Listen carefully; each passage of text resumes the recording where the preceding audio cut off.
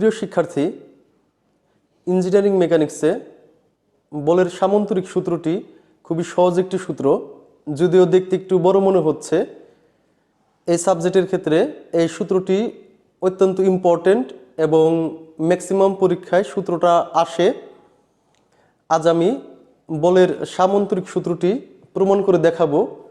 তোমরা যদি আমার এই ক্লাসটি একটু মনোযোগ দিয়ে দেখো, তাহলে দেখবে বলের সামান্তরিক সূত্রটি অত্যন্ত সহজ সুন্দর একটি সূত্র, যা তোমরা কল্পনাও করতে পারবে না যে এত সহজ একটা সূত্র, অথচ আমরা কঠিন মনে করে পড়ি না, বড় মনে করে পড়ি না। দেখো, বলের সামান্তরিক সূত্রটি হচ্ছে, একই বিন্দুতে ক্রিয়াশীল দুই বা ততোধিক বলের মান ও দিক যদি কোনো বিন্দু হতে অঙ্কিত একটি সামান্তরিকের দুটি সন্নিহিত বাহু দ্বারা প্রকাশ করা হয়, তবে ওই বলদ্বয়ের লব্ধির মান ও দিক সামান্তরিকের ওই বিন্দু হতে অঙ্কিত কর্ণ দ্বারা প্রকাশ করা হবে। অর্থাৎ ও এ বি সি যদি একটি সামান্তরিক হয় এবং সামান্তরিকের সন্নিহিত বাহু যদি ও এ এবং ও সি হয়, এই সন্নিহিত বাহু দুটি কি হবে? কোনো একটি বলের মান ও দিক নির্দেশ করবে। অর্থাৎ ও এ একটি বলের মান ও দিক এবং ও সি একটি বলের মান ও দিক নির্দেশ করে। তাহলে এই দুটি বলের লব্ধির মান ও দিক নির্দেশ করবে কি? সামান্তরিকের কর্ণ অর্থাৎ ওবি। এই ওবির রেখায় কি করবে? এই দুটি বলের লব্ধির মান ও দিক নির্দেশ করবে। এই ও বিন্দুতে ও এ সমান ধরি পি এবং ও সি সমান কিউ। এই দুটি ভেক্টর রাশি। ভেক্টর রাশি বলতে যে রাশির মান ও দিক উভয়ে থাকে তাকে ভেক্টর রাশি বলে। এই দুটো ভেক্টর রাশি একই সময়ে থিটা কোণে ও বিন্দুতে ক্রিয়া করে। ও এ এবং ও সি কে সন্নিহিত বাহু ধরে, ও এ এবং এই ও সি কে সন্নিহিত বাহু ধরে ও এ বি সি একটি সামান্তরিক অঙ্কন করি। এই পর্যন্ত কিন্তু ক্লিয়ার। আমরা একটা সামান্তরিক অঙ্কন করে ফেললাম। এখন সূত্রানুসারে উভয় ভেক্টরের ক্রিয়াবিন্দু, অর্থাৎ এ একটা ভেক্টর এবং এ একটা ভেক্টর, এই উভয় ভেক্টরের ক্রিয়াবিন্দু ও থেকে ও বি, মানে এই সামান্তরিকের কর্ণই ওই ভেক্টর অর্থাৎ পি এবং কিউ এর লব্ধি আর নির্দেশ করবে। তাহলে আমরা এই পর্যন্ত কিন্তু টোটাল ক্লিয়ার। আবারও বলছি, এখানে কি বলছে? সূত্রানুসারে উভয় ভেক্টরের ক্রিয়াবিন্দু, উভয় ভেক্টরের ক্রিয়াবিন্দু ও এ এবং ও সি ক্রিয়া করছে কোন বিন্দুতে? ও বিন্দুতে। উভয় ভেক্টরের ক্রিয়াবিন্দু ও থেকে ও বি ভেক্টর পি এবং কিউ এর লব্ধি আর নির্দেশ করবে। অর্থাৎ ও এ প্লাস ও সি। আবার বলছি, ও এ, এই ও এ প্লাস ও সি এই দুটো মিলেই তো লব্ধি আর নির্দেশ করবে। তাহলে আমরা বলতে পারি ও এ প্লাস ও সি সমান কি? ও বি। এইখানে দেখো, ও এ প্লাস ও সি সমান কি? ও বি লেখা যায়। অর্থাৎ এই বাহু এবং এই বাহু, এই দুটো বাহু মিলে কি? ও বি। তাহলে আমরা উপরে ধরেছিলাম ও এ সমান কি? পি এবং ও সি সমান কি? কিউ। অর্থাৎ তাহলে ও এ প্লাস ও সি, তার মানে আমরা কি লিখতে পারি? পি প্লাস কিউ সমান ও বি। ও বি সমান কি ধরা হয়েছে? আর ধরা হয়েছে। এটা লিখতে পারি। ক্লিয়ার? এ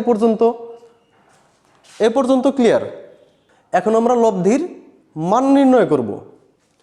বি বিন্দু হতে ও এর বর্ধিতাংশ বিএন লম্বটানি, যা বর্ধিত ও এ বাহুকে এন বিন্দুতে ছেদ করে। এ বি ও এসি বাহু কি পরস্পর সমান্তরাল। যেহেতু এ বি বাহু এবং ও সি বাহু পরস্পর সমান্তরাল, তাহলে কি লেখা যায়? এ বি সমান ও সি সমান কি কিউ, এবং কোণ বি এ এন সমান কি থিটা। অর্থাৎ আমার এই কোণটাও যদি থিটা হয়, এই কোণটাও কি হবে থিটা। অর্থাৎ এই অংশটুকু, এই অংশটুকু এই পর্যন্ত। আবার ত্রিভুজ বি ও এন, এই ত্রিভুজটায় বি ও এন, এই ত্রিভুজে কোণ বি এন ও সমান 90 ডিগ্রি। মানে কি এই কোণটা, এখানে যে কোণ আছে বি এন ও, এই কোণটা কি 90 ডিগ্রি, এখানে কিন্তু 90 ডিগ্রি। অর্থাৎ এই অংশটুকু ত্রিভুজ বি ও এন ত্রিভুজের কোণ ও এন বি সমান 90 ডিগ্রি। এই অংশটুকু একটু ভালো করে খেয়াল করো। বি কোণ বি এন ও সমান কি 90 ডিগ্রি, এখানে কি 90 ডিগ্রি। এখন এখানে যদি 90 ডিগ্রি হয় তাহলে এটা কি একটা সমকোণী ত্রিভুজ, যেহেতু এর একটি কোণ 90 ডিগ্রি। তাহলে এটা যদি একটি সমকোণী ত্রিভুজ হয়, আমরা জানি পিথাগোরাসের উপপাদ্য অনুসারে অতিভুজ স্কোয়ার সমান কি লেখা যায় লম্ব স্কোয়ার প্লাস ভূমি স্কোয়ার। এখানে অতিভুজ কোনটা বি ও এন ত্রিভুজে অতিভুজ কোনটা ও বি অতিভুজ, আর নিচের অংশটা কি ভূমি ও এন ভূমি, আর লম্ব কি বি এন লম্ব। তাহলে আমরা সমকোণী ত্রিভুজের পিথাগোরাসের সূত্র অনুসারে আমরা কি পাই অতিভুজ স্কোয়ার, অর্থাৎ ও বি স্কোয়ার সমান লম্ব স্কোয়ার প্লাস ভূমি স্কোয়ার।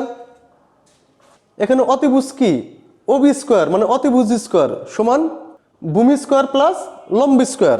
এই যেখানে দেখো এটা হচ্ছে কি অতিভুজ, অতিভুজ স্কোয়ার সমান এটা কি ভূমি স্কোয়ার প্লাস এটা কি লম্ব স্কোয়ার, এটা লেখা যায়। তাহলে এখানে ও বি স্কোয়ার যা আছে তাই থাকবে ও বি স্কোয়ার। এখন O N square plus B N square, এখন ও এন কোনটুকু ও এন হচ্ছে এখান থেকে এইটুকু ও এন স্কোয়ার মানে কি ভূমি স্কোয়ার। এখন ও এনকে আমি যদি ভাঙি আমি দুটো অংশ পাবো, ও ও এন সমান কি লেখা যায় ও এ এইটুকু ও এ এইটুকু প্লাস এ এন, অর্থাৎ ও এনকে ভাঙলে আমি কি পাবো ও এ প্লাস এ এন, এ দুটো অংশ পাবো। তাহলে দুটো অংশ আমি ভেঙে লিখি, ও এন এর পরিবর্তে কি লিখেছি ও এ প্লাস এ এন হোল স্কোয়ারে যে স্কোয়ার এখানে দিলাম হোল স্কোয়ার প্লাস পরে যা আছে তাই বি এন স্কোয়ার বা ও বি স্কোয়ার যা আছে তাই সমান এটুকু আবার কি লেখা যায় এ প্লাস বি হোল স্কোয়ার, এই সূত্রে ফেলা যায়। তাহলে ও এ কি এ square plus two A B plus B square, আমরা এটুকু এ প্লাস বি হোল স্কোয়ারের সূত্রে ফেললাম, সূত্রে ফেললে কি লেখা যায় A square plus two A B plus B square plus B N square, পরে যা আছে তাই। আমরা ও বি সমান কি লিখেছিলাম ও বি সমান হচ্ছে এই ও বি সমান হচ্ছে কি আর, তাহলে আমরা ও বি সমান কি আর লিখতে পারি ও বি স্কোয়ার সমান কি আর স্কোয়ার সমান ও এ স্কোয়ার, ও এ স্কোয়ার সমান কি ও এর মান হচ্ছে কি ও এ কি লেখা যায় কি পি, তাহলে ও এ স্কোয়ার মানে কি P square plus two O A into A N, O এর মান কি পি, তাহলে টু এই টু থাকবে, এই ও এর পরিবর্তে কি আসবে পি, এই ও এর সমান যেহেতু পি লেখা যায় ও এর সমান পি আসবে, এবং এ এন এর মান আমরা জানি না এ এন থাকবে plus A N square plus B N square plus B N square যা আছে তাই থাকবে। এটা আমরা 1 নং সমীকরণ দিলাম। এখন এখানে একটা জিনিস খেয়াল করতে হবে ভালো করে, যে আমি কিন্তু এ এন এর মান জানি না, এই এ এন এর মান জানি না এবং বি এন এর মান জানি না, এ এন এর মান জানি না এবং এই বি এন এর মান জানি না। এখন তাহলে আমার কি করতে হবে এ এন এর মান কোথায় আছে এ এন এর মানটা বের করতে হবে, এবং বি এন কোথায় আছে বি এন এর মানটা বের করতে হবে। আমরা দেখি এ এন কোথায় আছে। এ এন হলো এই যে অংশটুকু এ এন, আর বিএন কোনটা, এই অংশটুকু বিএন। আমরা যদি এখন এ এন এবং বিএন এর মানটা বের করে 1 নং সমীকরণে বসায় দিতে পারি তাহলেই কিন্তু হয়ে গেল। দেখি কিভাবে বের করা যায়। এখন ত্রিভুজ বি এ এন, এই ত্রিভুজে বি এ এন, যেহেতু আমার কি এ এন এবং বিএন এর মানটা বের করতে হবে, সেহেতু আমি এই ত্রিভুজটাই নেব, ত্রিভুজ বি এ এন এ। অর্থাৎ এইখানে থেকে আবার শুরু স্টার্ট। আমি এ বির মান কিন্তু জানি, এ বির মান জানি, এ বি সমান ও সি সমান কিউ ধরা হয়েছিল। অর্থাৎ এ বির মান জানি, এ বির মান হচ্ছে কি কিউ। অর্থাৎ এ বি এখানে কি অতিভুজ, আমরা অতিভুজের মান জানি কি কিউ। এখানে সাময়িকভাবে লিখে রাখি, এ বির মান যদি জানি অর্থাৎ অতিভুজের মান যদি জেনে থাকি তাহলে আমি কি ভূমির মানটা বের করতে পারবো না। অতিভুজের মান জানি তাহলে কি ভূমির মান অবশ্যই বের করতে পারবো। তাহলে কি আমরা যদি cos থিটা লিখি, cos থিটা সমান কি লেখা যায়, ভূমি বাই অতিভুজ। যেহেতু অতিভুজের মান জানি আর ভূমির মান বের করতে হবে, তাহলে কি অবশ্যই cos থিটা আনবো। তাহলে দেখো ত্রিভুজ বি এ এন এ, অর্থাৎ এই ত্রিভুজটায় cos থিটা সমান কি A N by A B, অর্থাৎ cos থিটা সমান কি লেখা যায়, ভূমি বাই অতিভুজ। এ এন কি ভূমি আর এ বি কি অতিভুজ, কিন্তু আমার দরকার কি এ এন এর মান, অর্থাৎ কি ভূমির মান লাগবে, এই এ এন এর মান। তাহলে এ এনটা সামনে নিয়ে আসি, এ এন সমান কি লেখা যায়, এ বি cos থিটা, আর আর গুণ করলে এ এন সমান, এই এ এন সমান কি এ বি আর cos থিটার সাথে গুণ হবে, তাহলে এ এন সমান কি এ বি cos থিটা। সুতরাং এ এন সমান কি, এ বির মান কি জানি আমরা কিউ, এই এ বির মান কি কিউ। তাহলে এ বি cos থিটা সমান কি লেখা যায়, কিউ cos থিটা। ক্লিয়ার, আমরা অলরেডি একটা অংশের মান পেয়ে গেছি কি এ এন এর মান, এ এন সমান কি লেখা যায়, কিউ cos থিটা। আমরা যদি এখন এই অতিভুজের মান তো আগে থেকে জানি, এই লম্বর মানটা যদি আমরা বের করি, অর্থাৎ বিএন এর মানটা বের করতে হবে, যে এই যেখানে বলছিলাম বিএন এর মানটা আমাদের লাগবে। বিএন এর মানটা যদি আমরা বের করি, বিএন এর মানটা কি বের করতে গেলে কি করতে হবে, আমাদের অতিভুজের মান জানি আর বিএন কি এখানে লম্বর মানটা বের করতে হবে। তাহলে আমরা কি আনতে পারি, সাইন থিটা আনতে পারি।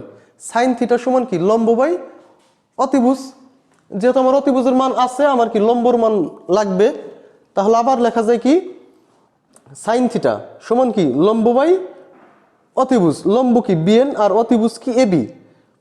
তাহলে আমার মান দরকার কার, বিএন এর মান। তাহলে বিএনটা সামনে নিয়ে আসি, তাহলে বিএন সমান কি এ বি সাইন থিটা লেখা যায়। সুতরাং বিএন সমান কি এ বির মান কি কিউ ইন্টু সাইন থিটা, অর্থাৎ বিএন সমান কি লেখা যায়, কিউ সাইন থিটা। আমরা কিন্তু এখন এ এন এর মান এবং বিএন এর মান অলরেডি পেয়ে গেছি। তাহলে সমীকরণ একে, অর্থাৎ এই সমীকরণ একে মান বসে পাই। এখানে যা যা আছে এর সাথে শুধু কি এ এন এর মানটা বসাবো আর বিএন এর মানটা বসাবো এই সমীকরণ, তাহলেই হয়ে যাবে। আর স্কোয়ার সমান পি স্কোয়ার প্লাস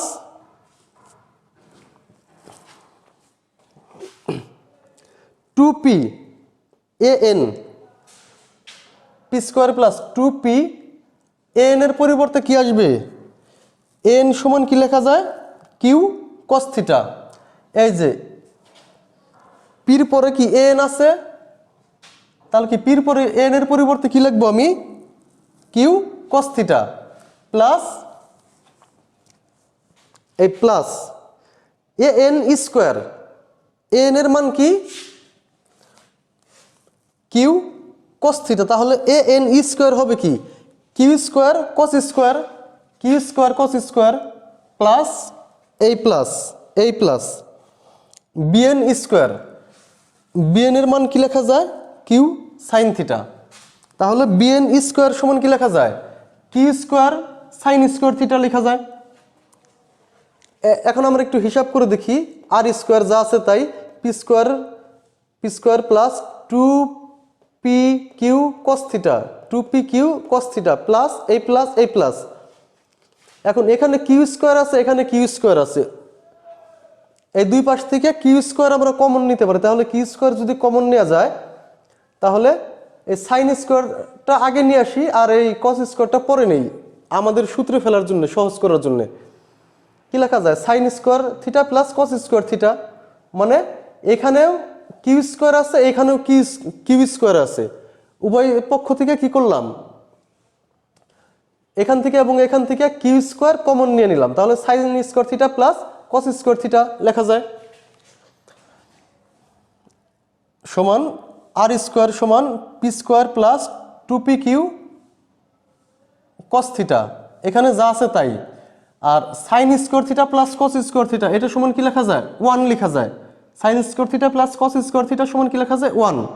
আর কিউ স্কোয়ারের সাথে যখন 1 গুণ দেওয়া হবে তখন ওটা কি কিউ স্কোয়ারই থেকে যাবে। আর এর সাথে যেহেতু এই পাশে একটা স্কোয়ার আছে, স্কোয়ারটা আমরা এই পাশে নিয়ে গেলে কি হবে? একটা রুট হয়ে যাবে।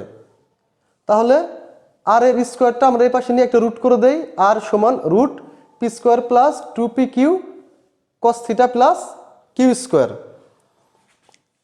অলরেডি এ পর্যন্ত কিন্তু আমাদের লব্ধির মান বের হয়ে গেছে, এটাই লব্ধির মান। আর এখন হলো আরেকটা বিষয় যে লব্ধির দিক কোনটা। এখন আমরা লব্ধির দিক নির্ণয় করব। এটা হচ্ছে লব্ধি আর, অর্থাৎ অভিরেখা, অভিরেখা সমান কি আর, এটাই কি লব্ধির দিক। মনে করি পি এর সাথে এই লব্ধি এখানে একটা আলফা কোণ উৎপন্ন করেছে, পি এর সাথে লব্ধি আর কি করেছে? আলফা কোণ উৎপন্ন করেছে। এখানে তাই বলা আছে, মনে করি পি এর সাথে আলফা কোণ উৎপন্ন করে আর লব্ধি ক্রিয়া করছে, অর্থাৎ কোণ এ ও বি, কোণ এ ও বি, এ ও বি সমান কি আলফা। ত্রিভুজ ও বি এন একটি সমকোণী ত্রিভুজ। এখন ও বি এন সমকোণী ত্রিভুজে আমরা লম্ব এবং এই ভূমি উভয়ের মানই জানি, লম্বের মানও জানি এবং ভূমির মানও জানি। তাহলে লম্ব এবং ভূমির সাথে সম্পর্ক কার? সাইন, কস নাকি টেন? লম্ব এবং ভূমির সাথে সম্পর্ক হচ্ছে কি টেন। তাহলে টেন আলফা সমান কি লেখা যায়? লম্ব বাই ভূমি, বা টেন আলফা সমান কি লম্ব কি বিএন, বিএন আর ভূমি হচ্ছে কি ও এন, ভূমি হচ্ছে কি ও এন। তাহলে টেন আলফা সমান কি বিএন, উপরে যা থাকবে তাই। আর ও এন সমান কি লেখা যায়? ও এ প্লাস এ এন। আমরা এটা ভেঙে লিখলাম, ও এন সমান কি লেখা যায়? ও এ প্লাস এ এন বা টেন আলফা। এখানে টেন আলফা যা আছে এখানেও টেন আলফা, তাই লিখলাম। তাহলে বিএন এর মান সমান কি লেখা যায়? বিএন সমান কি লেখা যায়? Q sine theta. তাহলে এখানে বিএন সমান কি লিখলাম? এই বিএন সমান এখানে কি লিখলাম? Q sine theta. আর ও এ সমান কি লেখা যায়? এই ও এ সমান কি লেখা যায়? পি। তাহলে ও এ সমান লিখলাম কি পি, পি প্লাস এন সমান কি লেখা যায়? Q cos theta. এই যে এন সমান কি কিউ কস থিটা লেখা যায়।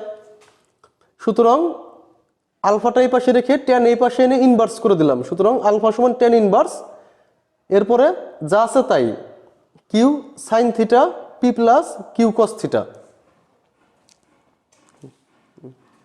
এটা কিন্তু অনেক সহজ একটা প্রমাণ। তোমরা একটু বাসায় কয়েকবার করে প্র্যাকটিস করবা, প্র্যাকটিস করলে আমার মনে হয় না যে এটা কারো ভুল হবে। আর যদি কারো কোথাও বুঝতে কোনো সমস্যা হয় আমাকে একটু কমেন্টে জানাবা, আমি ওখানে প্রয়োজনে আরও ক্লিয়ার করে তোমাদেরকে বুঝাই দেব, এবং আমি কমেন্টে বা যেভাবে হোক আমি তোমাদের সমস্যাটা এখানে সলভ করে দেব।